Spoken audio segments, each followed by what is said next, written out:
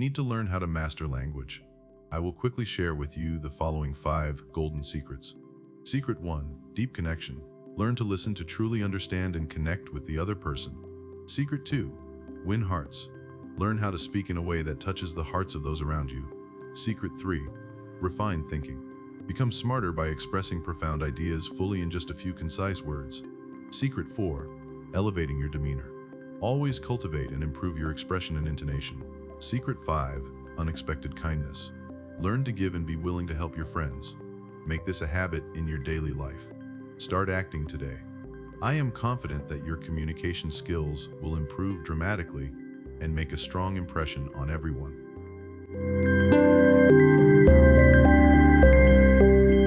If you've ever walked away from a conversation thinking, I said the right words, so why did it go wrong?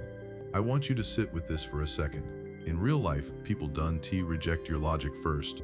They reject your tone, your timing, and the way you made them feel in the first 10 seconds. I've watched deals collapse, friendships crack, and careers stall, not because someone lacked talent, but because one sentence landed like a slap instead of a hand on the shoulder. The scary part is this. Most people never realize it happened. They think the other person was difficult, cold, or unfair. But the truth is more uncomfortable. You might be losing opportunities you never even knew you had, simply because your communication is not smart yet. And if you stay with me until the end, I am going to give you 5 subtle techniques that can change the way people respond to you almost immediately, without manipulation, without fake charm, and without turning into someone you're not. Before we get into it, if you want more practical skills like this that actually work in real conversations, subscribe to the channel. It helps us keep making videos that are useful, not just motivational, and it gives you a place to come back to when life forces you into difficult talks, high-pressure moments, and relationships that matter. Now let me set the foundation, because if you miss this, the 5 tips won't stick. Smart conversation is not about sounding intelligent. It's about making the other person feel safe enough to hear you. That's the invisible rule. Safety first, logic second. When people don't feel safe, their brain goes into defense mode. They protect their ego, their status, their pride, their image. In that state, you can present the cleanest argument in the world and it won't land. They are not processing meaning, they are scanning for threats. This is why you will see someone nod politely while their body language screams resistance. And it's why the same words can work with one person and fail with another. The difference is not your vocabulary. The difference is the emotional temperature in the room. So here's a practical habit I've taught to clients for years. I call it the 10-second warm start. Before you make your point, you lower the temperature. You do it with 2 simple moves. You show respect and you clarify intention. Respect sounds like, I value your time, or I appreciate you hearing me out, or I know you've got a lot on your plate. Intention sounds like, my goal here is to solve this quickly, or I want us to be on the same page, or I'm not here to argue. I am here to understand and move forward. Notice what this does. It tells their nervous system, you are not under attack. It tells their ego, I am not trying to win at your expense. And once that happens, the door opens. This is also where many people get it wrong. They walk into a conversation carrying urgency and anxiety, and they leak it through their voice. Their words may be polite, but their energy is sharp. If you want to communicate like an adult, you have to learn how to read the room before you try to lead it. I want you to ask yourself 3 questions silently before you speak. What mood are they in right now? What do they need in this moment? Respect, clarity, reassurance, or space?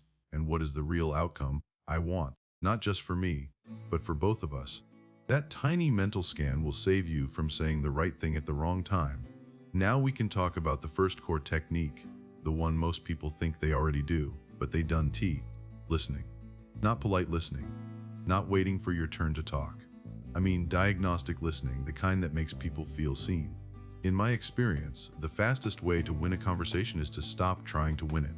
When someone feels like you are actually listening, they relax. When they relax, they reveal what they really care about.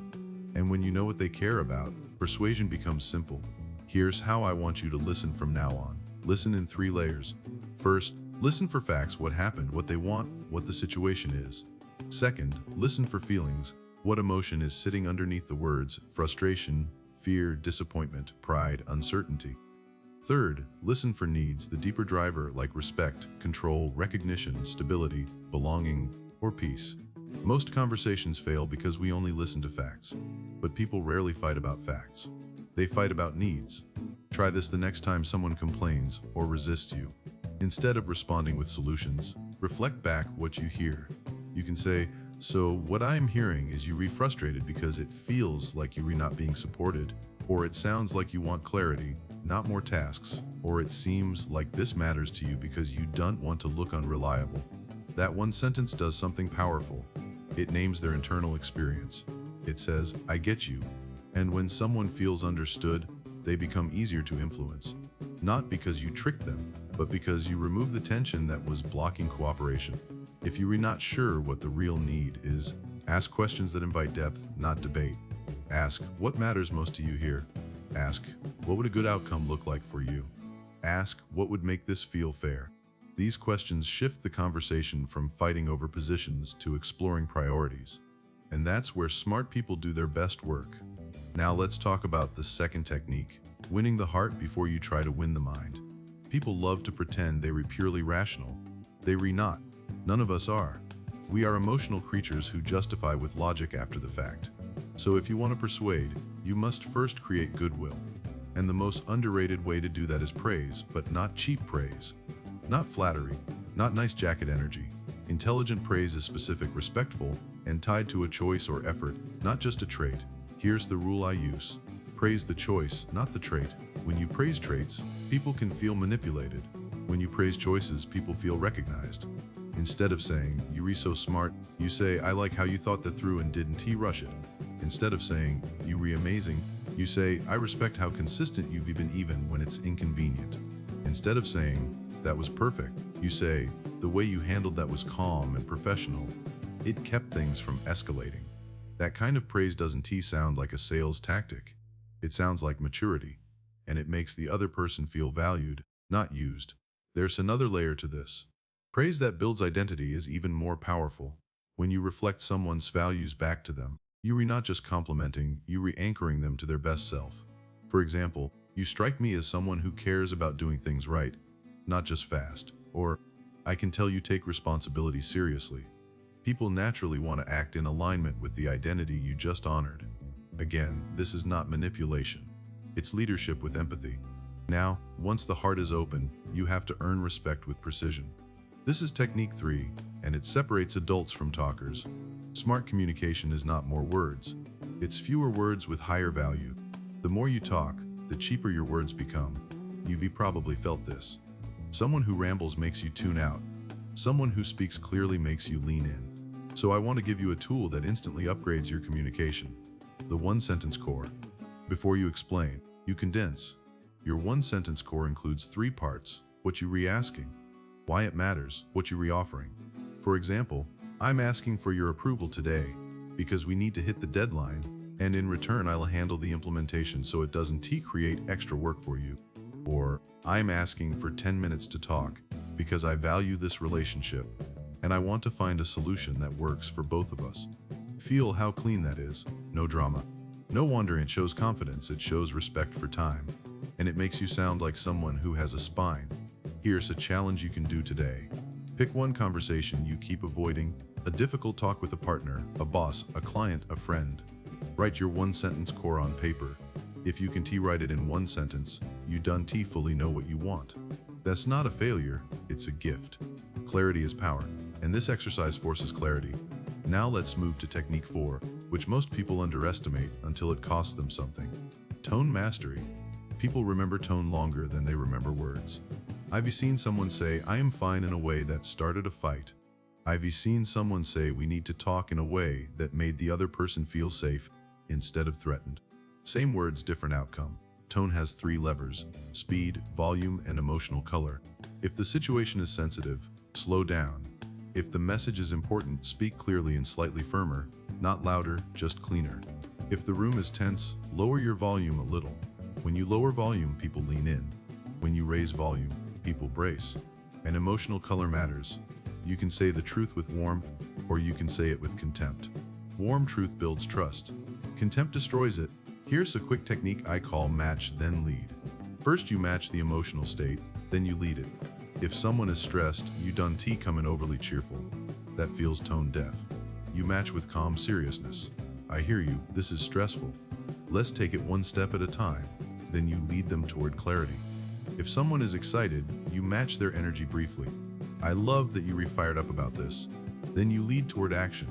Let's turn that energy into a plan. Matching is connection, leading is influence. Do both and you become magnetic. Now technique 5 is where subtle persuasion becomes almost effortless, and it's also where your character gets tested. The surprise principle, combined with helping without a hook. Most people only show up when they need something. That's why they are not trusted. If you want to be the person people want to help, become the person who helps first, in small ways, consistently, without making it transactional. And I am not talking about buying gifts. I am talking about micro-generosity. Sending someone a resource that solves a problem they mentioned. Introducing them to a person who could help them. Publicly acknowledging their effort in front of others. Covering a small task when they re-overloaded. Checking in after a hard week. These small actions create a reputation. This person is solid. This person is safe. This person is not just taking. When you build that reputation, your words carry more weight because people already feel your intention is good. Let me make this very practical. For the next 7 days, do one small helpful action for one person each day, and do not mention it later. No scoreboard. No remember when I helped you. Just do it. You will be shocked how quickly your relationships shift. Not because you earned favors, but because you became someone people feel good around. That's the real currency. At this point, you might be thinking, okay, but where's the line between persuasion and manipulation? I'm glad you're rethinking that, because that question is the difference between power and poison. Here's my stance, and I am not neutral about it. Smart talk is not tricking people. Smart talk is communicating with skill and ethics at the same time. If your goal is to extract, you'll eventually lose trust. If your goal is to create a win for both sides, your influence will compound over years. So here's the ethical frame I want you to carry into every conversation. Before you speak, ask yourself, am I being honest? Am I respecting their dignity? And if someone used this same technique on me, would I call it fair? If the answer is no, stop. Fix your intention, then speak. Because the world has enough clever people. What it needs is trustworthy people who also know how to communicate. Let's tie everything together in one simple flow you can use today. Start by creating safety in the first 10 seconds with respect and intention. Then listen in 3 layers until you find the real need. Then open the heart with specific recognition that feels real. Then speak with precision using your one-sentence core. Then use tone to match and lead the emotional climate. Finally, build long-term influence with micro-generosity that proves your character. If you do this, you will notice something almost scary. People will start calling you easy to talk to. They will start saying, I don't know why, but I trust you. They will start listening when you speak, even if you are not the loudest person in the room. And you will realize the most powerful communication is not dominance. It's calm clarity with respect. Now I want to hear from you. Which of the 5 techniques are you going to use first? The 10-second warm start, the 3-layer listening, praise the choice, the 1-sentence core, tone match then lead, or the 7-day favor challenge. Leave a comment with the one you're recommitting to, and tell me where you will use it. And if this helped you see communication in a sharper, more practical way, subscribe so we can keep building skills that make you stronger, calmer, and more respected in real life. When you strip everything down, smart communication isn't about sounding impressive or winning arguments. It's about building trust fast and keeping it. The first 10 seconds set the emotional climate. If you create safety, people relax. And when people relax, they reveal what they actually need. That's why listening isn't being polite. It's being strategic with empathy. You listen for facts, feelings, and needs, because most conflicts aren't fights about information. They fights about respect, control, and reassurance. Then you win the heart before you try to win the mind. You do it with recognition that feels real, not flattery that feels cheap. After that, you speak with precision. One clear sentence beats a long speech every time, because clarity signals confidence and respect. And finally, you master tone and long-term influence. Your tone can either calm a room or poison it, and your small acts of help, done without keeping score, build a reputation that makes your words carry weight. Put together, these 5 skills don't just help you convince people. They turn you into someone others feel safe with, and that's the rarest kind of power. The deeper lesson is this: communication is character on display. You can fake your way into long-term influence. If your intention is to extract, people sense it sooner or later. But if your intention is to create a fair outcome, your influence compounds over time. Start applying this today by practicing 1 habit per day. Use a 10-second warm start before serious conversations. Do 3-layer listening before offering solutions. Give 1 specific, choice-based compliment to someone you work with. Write your 1-sentence core before you ask for anything important. And for 7 days, do 1 small helpful action without mentioning it later. These are small moves, but they reshape how people experience you, and that reshapes your life. Simple question for you: which one will you try first, listening better or speaking more clearly? Comment your answer below so everyone can learn from your choice. If you find this video helpful, and it might be useful to you in some way in your life, please subscribe to support the channel and give us the motivation to produce more valuable videos.